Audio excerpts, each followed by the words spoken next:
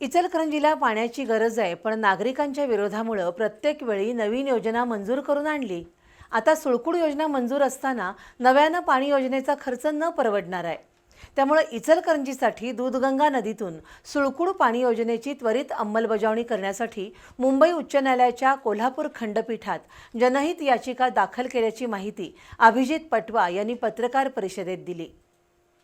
इचलकरंजीच्या सुळकुड योजनेला तत्कालीन मुख्यमंत्री उद्धव ठाकरे यांनी मान्यता दिल्यावर 2 नोव्हेंबर 2022 रोजी राज्य शासनाने 165 कोटी 70 लाख रुपयांची ही योजना मंजूर केली। या योजनेचा केंद्र सरकारच्या अमृत 2 मध्ये समावेश आहे।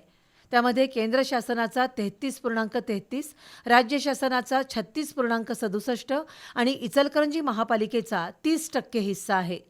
सद्यस्थितीत नदीकाठच्या गावातील नागरिकांच्या विरोधामुळे आणि स्थानिक लोकप्रतिनिधींच्या उदासीनतेमुळे ही योजना रखडली आहे। लोकसभा आणि विधानसभा निवडणुकीत राजकीय पक्षांनी सुळकुड योजनेची अंमलबजावणी करण्याचं आश्वासन दिलं होतं। महापालिकेच्या 12 मेच्या विशेष सभेत या योजनेचा पाठपुरावा करण्यासाठी एकमतानं ठरावही मंजूर केलाय। मात्र योजनेची अंमलबजावणी होताना दिसत नाहीये। त्यामुळे योजनेच्या अंमलबजावणीसाठी उच्च न्यायालयाच्या कोल्हापूर खंडपीठात जनहित याचिका दाखल केली आहे। न्यायालयानं 15 जुलैपर्यंत प्रतिज्ञापत्र सादर करण्याचे आदेश दिले असून 21 जुलै रोजी पुढील सुनावणी होणार आहे।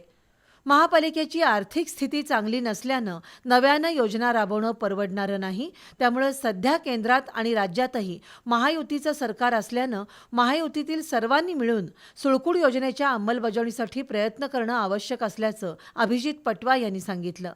यावेळी महावीर कोल्हापुरे, उमेश पाटील, राजू कोन्नूर, सुहास पाटील उपस्थित होते।